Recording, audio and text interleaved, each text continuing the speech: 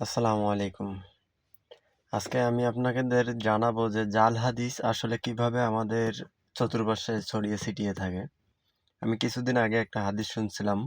সেটা হচ্ছে যে যখন দুই ভাই বোনে কথা বলে তখন সেইখানেই সময় থেমে যায়। তাদের আর এর মানে আমি এতটুকুই বুঝি যে তখন তাদের বয়সটা আর বৃদ্ধি পায় না। বয়সটা যে জায়গায় ওই জায়গায় থেকে যায়। যতক্ষণ পর্যন্ত ভাই বোন কথা বলে ততক্ষণ পর্যন্ত।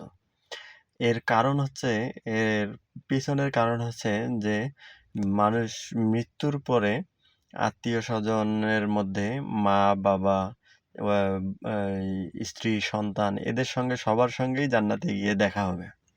বা মৃত্যুর পরে যে দেখা হবে তাদের সঙ্গে হাসরে হোক কেমন হবে মৃত্যুর পরে তাদের সঙ্গে দেখা হবে। কিন্তু চা ভাই বোনের দেখা আর হবে না। এই পৃথিবীটাই নাকি ভাই বোনের দেখার শেষ জায়গা। এতে পরে আর মৃত্যুর পরে আর ভাই বোনের দেখা হবে না। এজন্য আল্লাহ তাআলা এই পৃথিবীতে ভাই বোন যখন কথা বলে আলাপ আলোচনা করে তখন সময়টা থামিয়ে দেয়। কিন্তু শায়েখ আহমদুল্লাহর একটা আ গতকালকে কথা শুনলাম।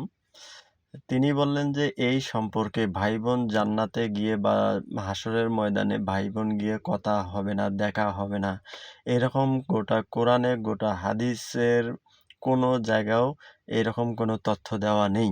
এরকম কোনো আল্লাহ তাআলা বা কোনো নবীর কোনো কথা বা আল্লাহ তাআলার কোনো কথা এই ধরনের কোনো কথা কোরআন হাদিসে পাওয়া যায়নি। শায়েখ আহমদুল্লাহর বক্তব্যে এই কথাটা আমি শুনলাম।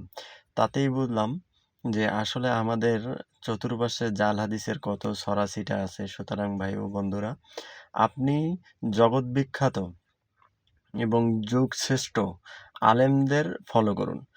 যেখান থেকেই যে হাদিসেই শুনবেন না কেন সেটাকে একবার ক্রস চেক করে নেবেন। কারণ ক্রস চেকের মধ্যে আপনি দেখবেন ওইটার মানে সঠিক সিদ্ধান্ত বা সঠিক ফলাফল আপনি পাবেন। যেমন আপনার সবচাইতে উম উম মানে ভালো আলেম, পছন্দের আলেম কে? আমার কাছ থেকে একটা হাদিস আপনি শুনলেন, এই কথাটা আপনি শুনলেন আর বিশ্বাস করলেন আমি কে? আমি হাদিস সম্পর্কে কিছু জানি? আমি হাদিস মিথ্যাও তো বলতে পারি একটা।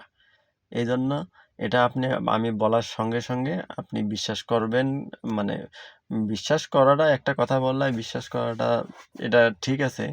কিন্তু আপনার পছন্দের সবচাইতে বড় আলেম যাকে আপনি বিশ্বাস করেন সে আলেমের সঙ্গে এই হাদিসটার একটা ক্রস চেক করে নেবেন। তাইলে হয়তো আপনি বিভ্রান্তির মুখে পড়বেন না।